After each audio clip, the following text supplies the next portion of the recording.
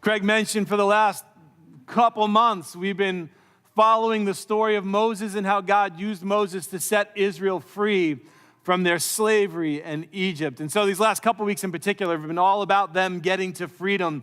What a powerful word freedom is, isn't it? But what does it mean? What does freedom mean? What does it mean to be free? I went looking a little bit, thinking about it, just going back in my memory to like songs from when I was young, like back to 1990, when the Soup Dragons, what a name, came out with a song that said, I'm free to do what I want any old time. You guys remember the 90s? I'm free to do what I want any old time. And the truth is that is the aspiration of so many when we talk about freedom. It's I just want to be able to do what I want when I want. These kids are a pain. I don't want to watch them today. I want to do what I want any old time. My dog is a pain. My dog is literally a pain. She was waking me up last night because we opened the windows because it was so hot. And the curtains were moving, and it freaked her out. And so she woke me up, and I was up to like 2 in the morning. I want to be free to do what I want, to sleep when I want, to do what I want any old time. So many of us, we aspire to that kind of freedom. And for many, that's how we define freedom. Do what I want when I want. No constraint. Maybe we would add to that, as long as I don't hurt anybody. Right? I'm free. Freedom is I get to do what I want when I want as long as I don't hurt anybody. And okay, I'll give you that constraint, although I think it would be interesting to have a conversation about whether we know what we're doing is actually going to hurt somebody. That's a whole nother conversation. But let's just take this idea that I'm free to do whatever I want any old time. That's what freedom is, as long as I don't hurt anybody. Is that really possible? What about when I want contradictory things? What about when I want pizza and ice cream and soda and I want to be fit and lose another 20, 30 pounds? Those are contradictory freedoms. I'm free to go eat the pizza and the ice cream and the soda anytime, whenever I want. And I'm free to choose to be healthy and exercise and eat better things. But can I exercise both those freedoms side by side together? No. They're competing. I have competing desires. Or take falling in love. When it comes to falling in love, am I free to fall in love? Yes. I'm free to give myself into a loving relationship. But the choice to love my wife means I will not do whatever I want any old time. Because I love her, I constrain my freedoms. At the most basic level, it means that we're going to talk about what we want to do and when we want to do it. Every week, scheduling, making sure we're on the same page. But then the act of love, real love, is an act of constraint. And I cannot have the freedom of a loving marriage relationship without embracing the constraints that allow that love to exist and grow. Does that make sense? And what causes so many marriages to break and fall apart, and honestly, what causes so much frustration in humanity in general, is we're pursuing a freedom that cannot exist. Do what I want any old time. It's a vague and wrong-headed idea about freedom that just doesn't work because we are a bundle of fickle and conflicting desires and wants. So that kind of freedom can never exist. That kind of freedom eats itself because we're always in conflict with ourselves. And it makes relationships impossible. For example, if you were to leave here today, hopefully when you're driving home, you will drive on which side of the road? The right. A lot more of you should have said that. When you go out today, you will all drive on the right side of the road because we've all agreed that this is the constraint we will put on ourselves so that we can all get home freely. What happens if I'm free to do what I want any old time and I exercise that freedom when it comes to driving? And so I'm free to drive on whichever side of the road any old time whenever I like. What would that do just to your commute this week to work? Imagine that. Yeah. We embrace the constraint of driving on the right side of the road so that we can move about freely and in good relationship to the people around us. Freedom is recognizing that there are constraints. There are constraints that are enslaving constraints that actually inhibit our freedom, and there are liberating constraints that amplify our freedom. In the words of the late preacher Tim Keller, freedom is finding the liberating constraints and embracing those. Well, how do you do that? Jesus points the way. So I'm going to ask you to turn with me to John chapter 8 this morning. We're going to read a few verses that Jesus had to say about freedom and about how we find this kind of freedom and find these liberating constraints. It happened, Jesus was talking to some Jewish people who had began to believe him. In other words, they saw, Jesus, you're unique from all these other teachers around, and so we're following you. And Jesus turns to them in John chapter 8. We're just going to read verses 31 and 36. Jesus turns to them and he says these words.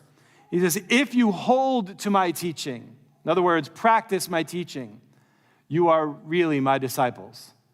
Then you will know the truth, and the truth will set you free. They were confused. They answered him and said, wait, we're Abraham's descendants. We have never been slaves of anyone. So how can you say we'll be set free? And Jesus replied and said, very truly, I tell you, everyone who sins is a slave to sin. Now, a slave has no permanent place in the family, but a son belongs to the family forever. So if the Son sets you free, you're free indeed. And what Jesus just gave us there is a pathway into real freedom. It's a path that begins with an action, that leads to an understanding or knowledge, that leads to a relationship where you and I can experience real freedom. It's an action that leads to understanding, that leads us into the constraints of a relationship that actually frees us in the most complete and perfect way possible. So much like today, we'll go start with the action part. Everyone there was trying to figure Jesus out, trying to figure out what he was doing and what he was saying and what he meant, even his own followers. A lot of people in Jesus' day, as he went around healing people and teaching, a lot of people became fans of Jesus. They showed up to watch Jesus, to see what he would do. But Jesus wasn't, and Jesus isn't, looking for fans who just show up to see what Jesus will do. Jesus is looking for disciples, and that's why he says that first thing, the action for us to do, is if you hold to my teaching. In other words, if you practice these things I'm telling you, Jesus says, then you're really my disciples. That's the foundation. Another way of saying it is, fans go to the game, disciples get in the game and play. Back in February of 2020, David Ayers was sitting in the stands of a Canadiens hockey game with his wife. They had enjoyed a free meal because David Ayers, he had wanted to be a hockey player, but he was 42. He'd had a kidney transplant 15 years before. And so basically he worked for the Canadiens, but he was the guy who drove the Zamboni on the practice ice, you know, the thing that makes the ice nice. And he was their backup goalie in case of an emergency. And so what that got him was free tickets to every game, and they would pay for him and his wife to have a nice dinner. And he would sit there and watch the games because you never run out of goalies in a hockey game. And so when the first goalie got injured and went down, it's like, oh, I guess I got to go, put on some pads and stuff and maybe get ready. So he went down, started to get dressed, knowing that the second goalie never comes out of the game too. Sure enough, while he was getting ready, he kept getting texts from all these different people saying, you're in the game. The second goalie got injured. And so he got the rest of his equipment on, got out on the ice. The first two shots on goal, right past him into the net. And then one of his teammates came up to him and said these words. He says, listen, just have fun. We don't care if you let in 10 goals. And that set him free. He knew he was part of the team no matter what. And that was a turning point. He stopped the next 8 shots and they won the game. Now it's rare. Like I know as a kid, I would go to like basketball games or baseball games and think, what would it be like if they called me in? Like I would have gotten destroyed. I know that. But still, you're a kid and you have those ideas. Like, what would happen? What's abnormal in hockey in most of our lives is the norm with Jesus. Jesus takes fans, turns them into followers, participants. He puts us in the game. That's what Jesus is looking for. Not just people who believe a certain set of truths about him, but people who put into practice the things that he has taught us. And when you do that, and it requires action on our part, when you do that, you begin practicing what Jesus taught, you'll begin to understand something you didn't know before. That's why Jesus says the next thing he says, then you will know the truth, and the truth will set you free. A lot of people have used that phrase to try and stamp it on all kinds of things. What was Jesus talking about? What's the truth Jesus was talking about there? It's not a truth many of us like to deal with. It's the truth that we are, every single one of us, slaves. They didn't like hearing that any more than you or I do. And so they immediately said, what are you talking about, Jesus? We are descendants of Abraham. We've never been a slave of anyone. How can you say we're going to be set free? We are free already. Which has got to strike you as funny if you've been around here the last couple months and we've been walking through what? There's slavery in Egypt for decades. So they've absolutely been slaves. Then there was, by the way, a whole long period of time in Babylon. And even as they're having this conversation with Jesus, the Roman Empire is occupying Israel, controlling everything they do. So what do they mean that we've never been a slave to anyone? I think you got to admire their spunk, their gumption. They refuse to see themselves. Maybe these people are here controlling everything, but in our hearts, we're not slaves. Because none of us want to acknowledge that we might be in that place. I imagine if you and I were to sit together over a table having lunch and I were to say to you, hey, by the way, did you know you were a slave? You might laugh. You might, though, get really annoyed. You might get really defensive. But none of us are going to say, yep, I'm a slave. You might crack a joke. Yeah, I know my job is really... No, but none of us want to believe or accept that we're slaves because it doesn't make sense. We want to be free. We think we're the one to be free. But Jesus explains what he means. What Jesus is talking about is this. Everyone who sins is a slave to sin. Now, hold on a second, because I know when I say the word sin, everyone begins to picture different things, and oftentimes what you picture is just way too small. A definition of sin, when I say the word sin, a lot of people just picture like moral lists of things you need to do, and then you've got the really uptight people who get mad at people who don't follow the moral lists. And we think of, what's naughty, what's nice. We think of you're not supposed to lie, cheat, steal, murder. And mostly we think about sexual behaviors that no, we shouldn't do those things. As though God has a list of naughty and things and nice things, and that's oftentimes what we think of when we think of sin. It's just good stuff and bad stuff. Sin is much more insidious than that. Let me try and explain. Sin isn't like a rock. You do a thing and it's just there. And bad sins are big rocks and little sins are pebbles. And whoever you have too many of those on your scale of life, then you don't get to go into heaven. That's not at all what this is. Sin is much more like, it's like cancer. It's insidious. It wants to eat and devour, and it grows and it reproduces, and it will not be satisfied until it has corrupted and consumed everything. Sin in one area of your life cannot be contained. Its desire is to have all of you.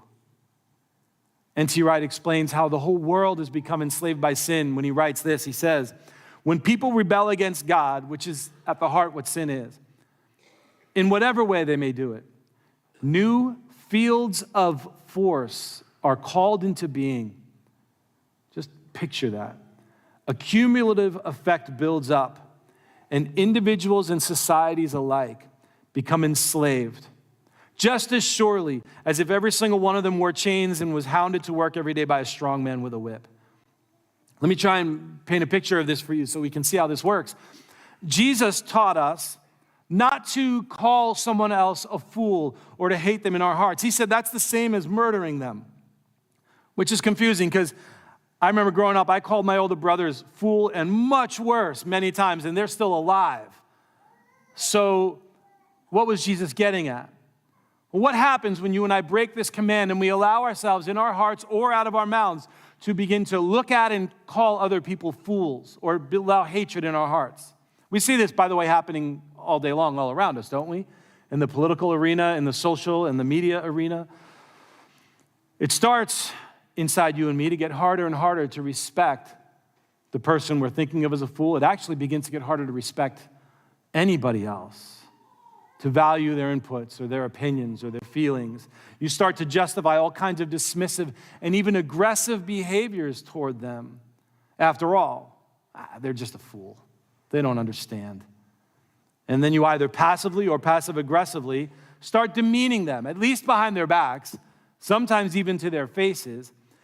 And what happens when this kind of attitude grows in your heart, poisons your relationships with all kinds of people, and then so the point you see anybody who even just reminds you of that other person, and now, oh, they must be a fool too, until you're able to lump whole groups of people based on their politics, their looks, their race, their gender, where they grew up, their socioeconomic status. You're able to just lump them all together and dismiss them. And then that bleeds out into a society. And what happens to that society? It polarizes, hatred grows and consumes, and if it goes far enough, it becomes easier and easier to justify violence. Suddenly, you and the whole society you're living in are slaves to hatred, slaves to sin. And we all stand around going, how did this happen? These people are so foolish. That's how insidious it is. Even when we think we're outside of it, we're right in the middle of it, causing it. Sin enslaves you and me. It puts chains on you, on all your relationships, on entire families, populations of people.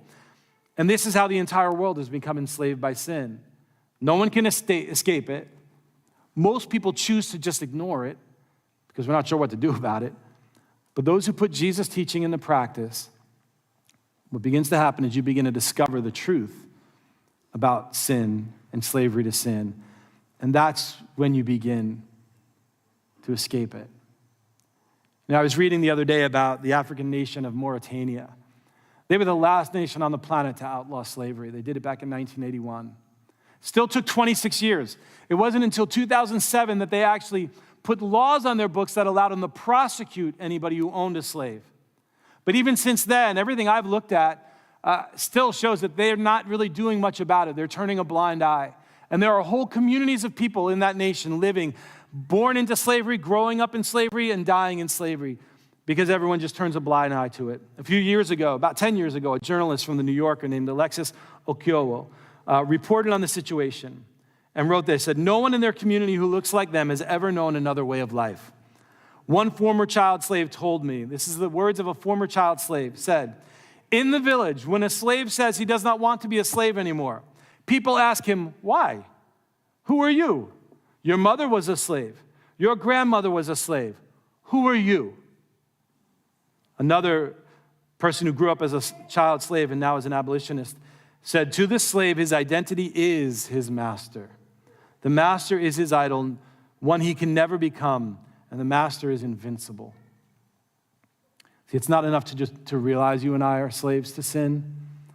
We need a whole new identity, one that isn't with an enslaving constraint, which is what you find everywhere in this world. We need a whole new identity, a whole new relationship that will give us liberating constraints. So Jesus went on and said, listen to what he said, verse 35. Now a slave has no permanent place in the family. They can get kicked out for anything, left on the street for just the slightest offense. But a son, a daughter, belongs to it forever. So if the Son sets you free, you're free indeed. Because if the Son sets you free, he makes you part of this family. You are part of that family forever. That's a new relationship. True freedom is found when we take on this identity as a child of God, part of God's family. And the constraints of that relationship, child of God, living God's way, the constraints of that relationship are the most liberating constraints you will ever know. They will set you free. And they'll transform all your other relationships too. There is a beautiful letter in the New Testament written by the Apostle Paul called Philemon, because he wrote it to a guy named Philemon. They named things pretty simply back then. And he wrote this letter to Philemon because Philemon had a slave named Onesimus. Onesimus had run away. And in his travels, Onesimus had come upon the Apostle Paul. He had heard the good news from the Apostle Paul.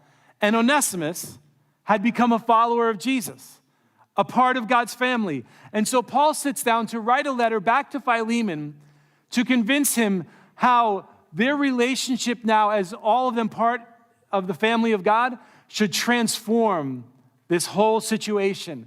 And he sits down and writes this letter, and he describes Onesimus as his son, all family language. and tells Philemon, I want you to understand this from the new perspective that we have because we're all God's children, none of us slaves. And he writes these words. He says, perhaps, to Philemon, perhaps, think of it this way, Philemon, perhaps the reason he was separated from you for a little while was that you might have him back forever, no longer as a slave, but better than a slave, as a dear brother. He is very dear to me, but even dearer to you, both as a what? Fellow man and as a brother in the Lord. 2,000 years later, it's hard for you and I to appreciate how revolutionary this was, but with that 2 verses, those 2 lines, Paul just eviscerated the whole economic system of the world in his day. We don't catch it, but he just did it. And it all flowed from what? It followed from him following Jesus, putting Jesus' teaching into practice, because that had helped Paul realize that he and everyone else were slaves to sin, that we're all striving for a freedom, but unable to choose the right constraints, because we all end up enslaving each other, because we not able to choose those right constraints that maximize real freedom. And Paul knew that a relationship with God through Jesus was the most liberating constraint there could be, and that it would change every other relationship. At the end of almost all of Paul's letters, he ends by talking about the relationships in the home and in the family. And every one of them plants bombs that would destroy the way they all saw culture by calling on all of them to now see their relationships as husband and wife, as father and mother to their children, even their relationship to their slaves from a whole new perspective now. That we are all children, sons and daughters of God together. God's desire is that we would know the joy and the beauty, the constraint of this relationship with him that makes us his child, because that gives us a permanent place in God's family.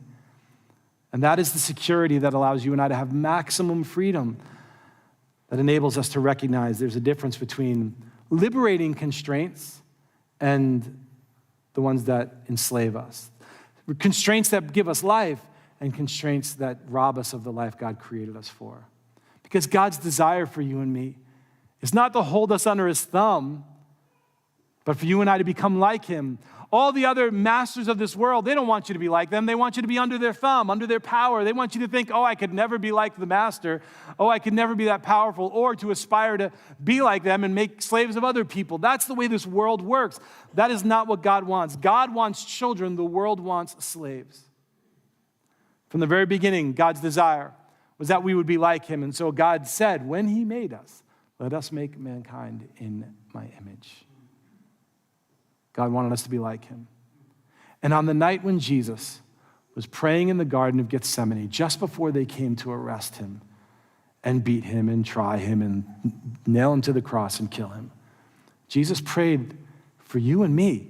He prayed for his disciples, but then he prayed this prayer for you and me. He said, I pray also for those who will believe in me through their message, the disciples' message. So he's praying for you and me here. And he prays, verse 21, that all of them may be one, Father, just as you are in me and I am in you, may they also be in us. What is Jesus' desire for us? That we be in this relationship, the liberating constraints of a relationship with God. Does that sound like the words of a slave driver to you? Someone who wants to keep you at arm's length and use you only for their own benefit? Or do they sound like the words of the one who wants you to be free, truly free? Who didn't just pray, oh, Father, I pray that they'll know freedom someday and have this liberating relationship with you, but who actually then got up, went to the cross, and died so that you and I can become children of God. And so John describes Jesus this way in the beginning of his gospel about Jesus. He says, Jesus was in the world, and though the world was made through him, the world didn't recognize him. He came to that which was his own, but his own did not receive him. Yet, to all who did receive him, to those who believed in his name, followed him, he gave the right to become what? Children of God.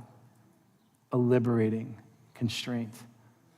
Children born not of natural descent or of human decision or a husband's will, but born of God. Why is Jesus able to do that? Because Jesus took the chains of sin, allowed them to destroy him, but then rose from the dead and broke those chains forever. And because of that, you and I get to make a decision today. You get to decide whether or not you'll go on living as a slave to sin or instead follow Jesus. Know the truth and be set free by the truth. And I know that's not as easy a choice as it ought to be. That sounds like a no-brainer, doesn't it? I can either go the way of these constraints that bring me to just more and more slavery and then death, separating me from God, or I can choose the freedom of these liberating constraints in a relationship with God, following Him and living His way. That's a no-brainer, but still I know it's not as easy as it ought to be to make that decision and that choice. Even if you're willing to face the truth about being a slave to sin, that won't make it easy to embrace Jesus and leave slavery behind. How many of you know or remember from school and history who Frederick Douglass was? And team, you can make your way back while we talk about him. Frederick Douglass grew up a slave in Maryland in the early 1800s. Before escaping here to Massachusetts, where he lived in New Bedford and then in Lynn for a while, became a preacher and an abolitionist, actually was a main mover and motivator in the Civil War, was pushing Abraham Lincoln to do more than he even did, was a leading voice in setting people free from slavery. He was taken from his mother when he was a baby, a child slave just thrown into a shack with other child slaves. They were fed cornmeal every day. That's all they were given. And it was just dumped into a trough for them to eat using oyster shells as they fought off the other children to get whatever food they could. That's how he grew up. He grew up being put out into the hot fields before the sun even came up and not being allowed back until the sun went down. He grew up being beaten and abused regularly, sometimes almost to the point of death. And even so, even after all that, when there was opportunity where he might be able to escape, he hesitated. And he thought about it. And there were two big fears he writes about that made him hesitate when he had the opportunity and was thinking about maybe trying to escape to freedom. And he writes, the first one was this. He said, I had a number of warm-hearted friends in Baltimore, friends that I loved almost as I did my life.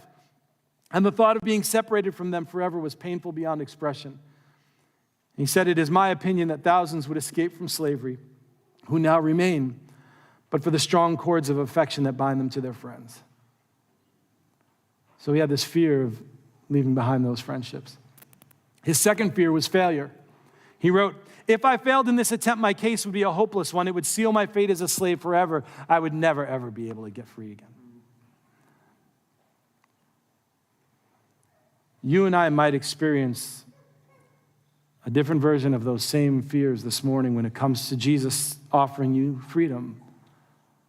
You might have very similar fears of who or what you might have to leave behind.